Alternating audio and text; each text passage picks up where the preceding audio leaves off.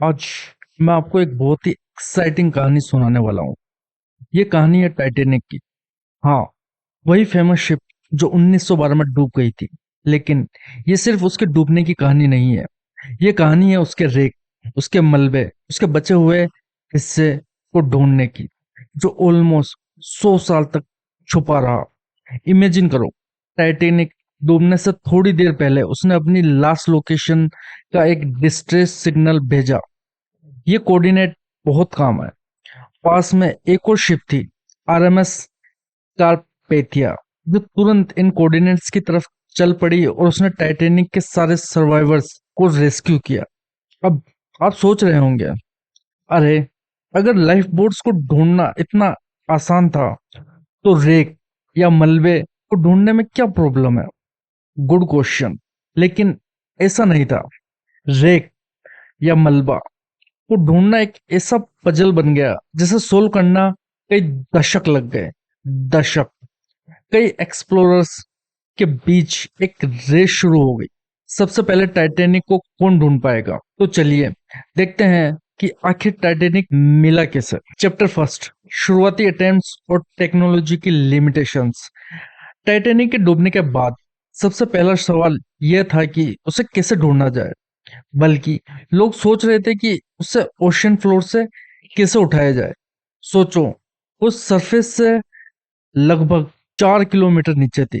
1912 में इतनी advance technology नहीं थी कि डाइवर्स इतनी डेप्थ तक जा सके। कुछ लोगों ने तो ये तक सजेस्ट किया कि रेक या मलबे से बॉडीज निकालने के लिए डायनामाइट का यूज किया जाए। Can you believe it?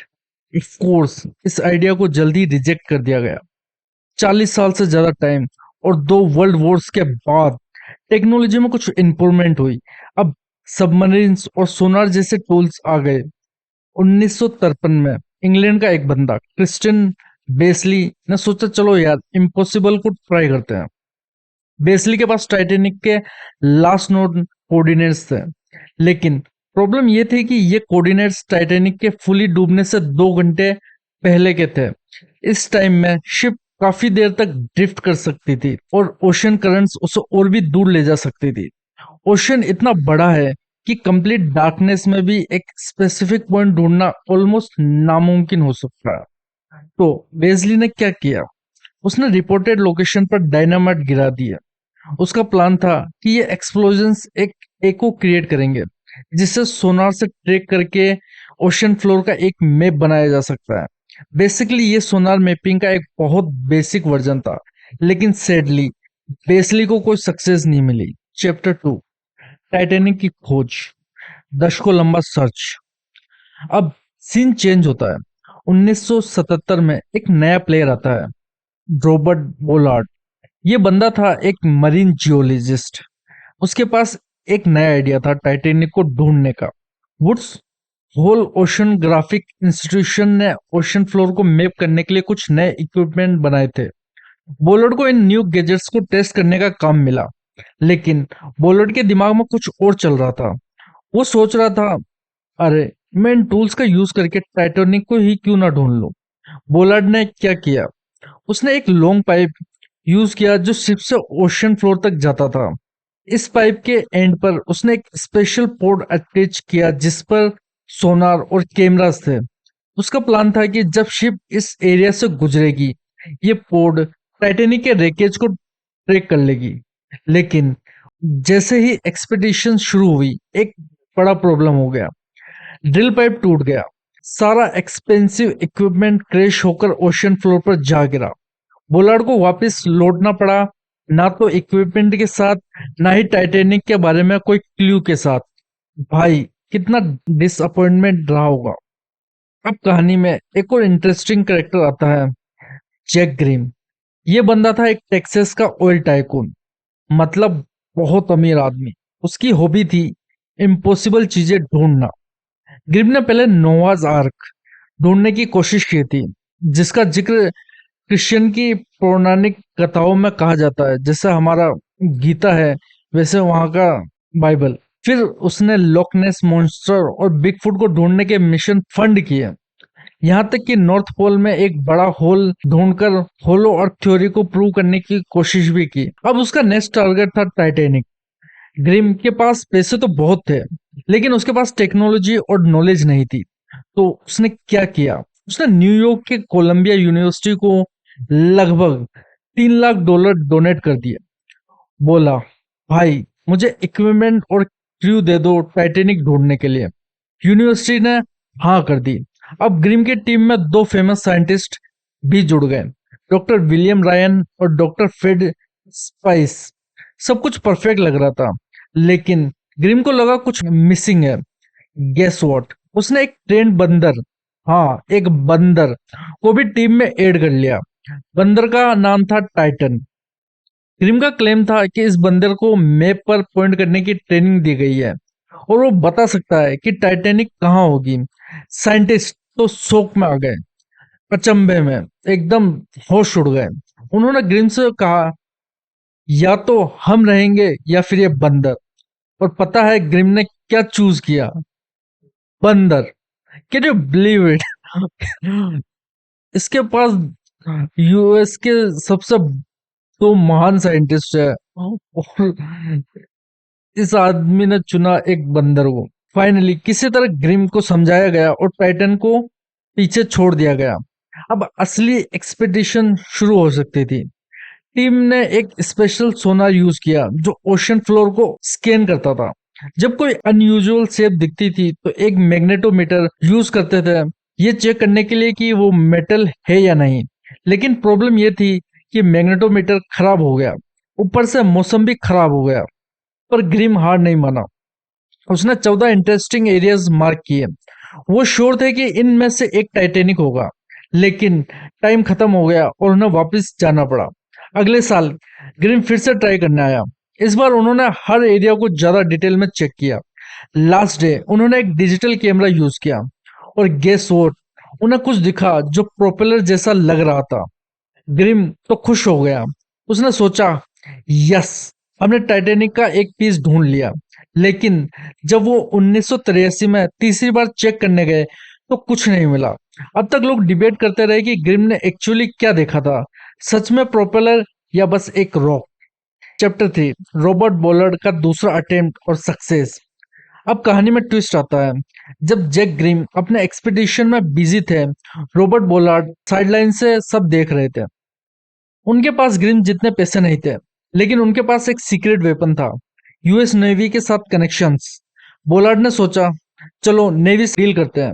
उसने नेवी को एक नया सबमर्सिबल डिजाइन करने का प्रपोजल दिया। नेवी को टाइटेनिक में इंटरेस्ट नहीं था, लेकिन सबमर्सिबल में जरूर था। तो उन्होंने बोलार्ड से डील की, हम तुम्हारा प्रोजेक्ट फंड करेंगे, लेकिन पहले तुम हमारे लिए एक सीक्रेट मिशन कंप्लीट करो।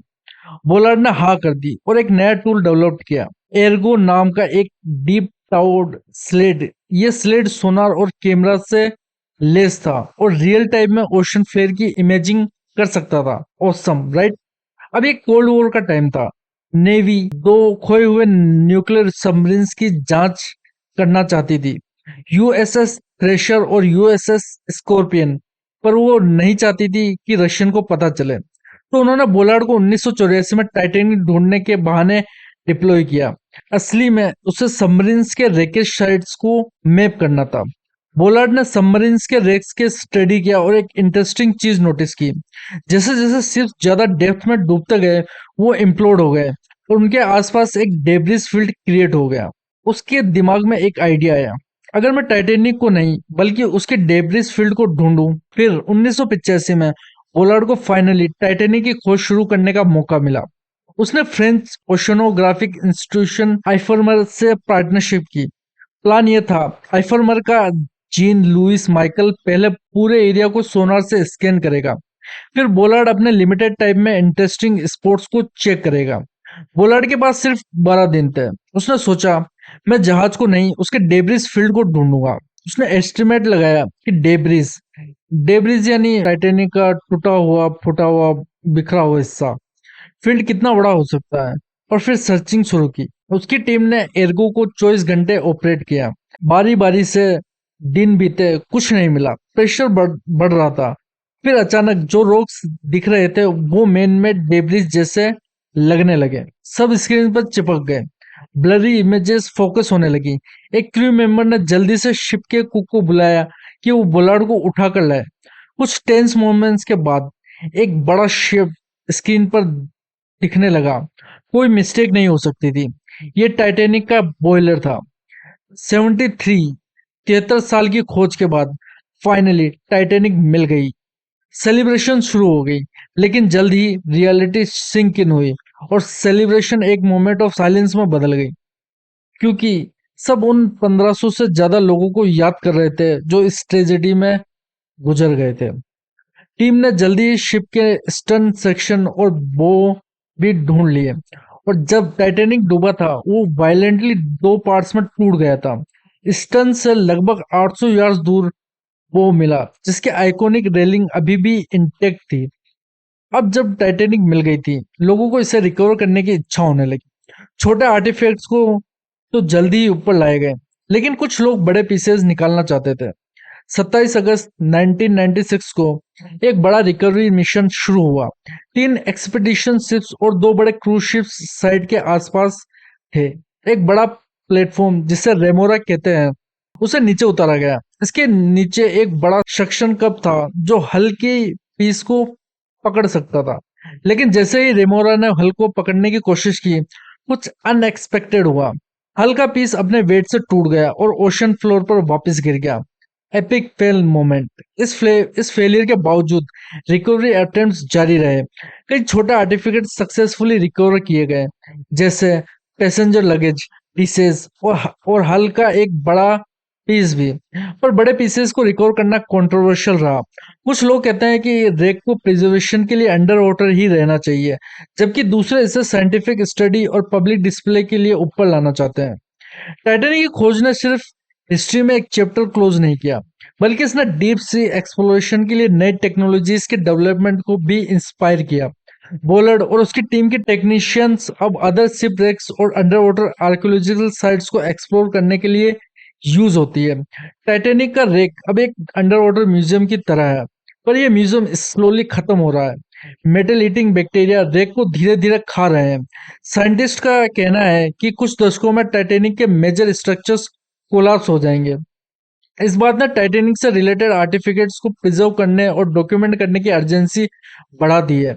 दुनिया भर के कई म्यूजियम्स में टाइटैनिक से रिलेटेड एक्सिबिट्स हैं, जहां लोग इस आइकॉनिक शिप की हिस्ट्री और उसके ट्रेजिक एंड के बारे में सीख सकते हैं। और कंक्लूजन में दोस्तों, हम पहुंच गए हैं अपनी कहानी के एंड में, लेकिन ये एंड नहीं है, एक नई बिगनिंग की तरह।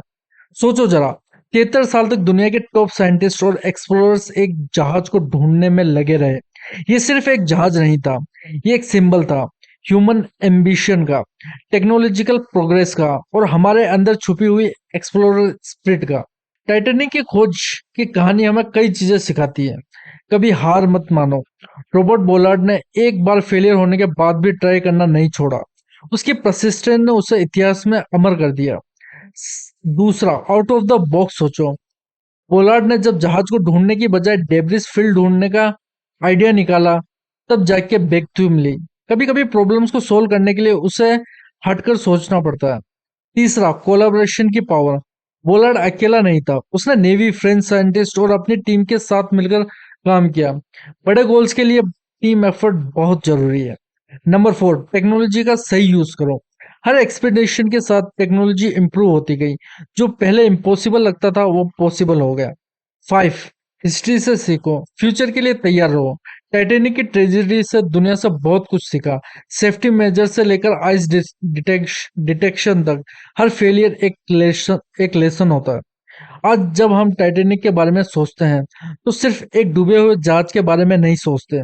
हम सोचते हैं उन सपनों के बारे में जो कभी सिंक नहीं होते, उन खोजों के बारे में जो कभी एंड नहीं होते, और उस ह्यूमन स्पिरिट के बारे में जो हर मुश्किल के सामने स्ट्रोंग खड़ी रहती है।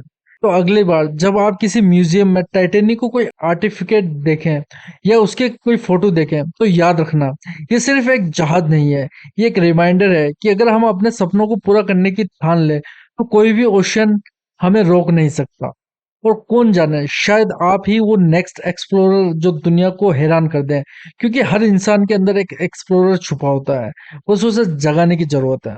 सो दोस्तों, अपनी लाइफ में अपना टाइटैनिक ढूंढो, वो सपना, वो गोल जो आपके इंस्पायर करता है, उसे ढूंढो, उसे पाने के लिए स्ट्रगल करो और कभी गिव अप मत करो, क्योंकि एंड में जर्नी ही असली ट्रेजर होती है।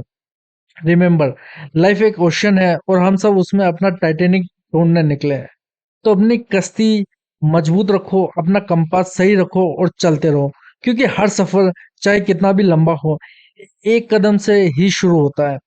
Thank you for joining me on this incredible journey of discovery. अब आपकी बारी है, आप कौन सी मिस्ट्री सोल्व करेंगे, कौन से नए ओशंस एक्सप्लोर करेंगे।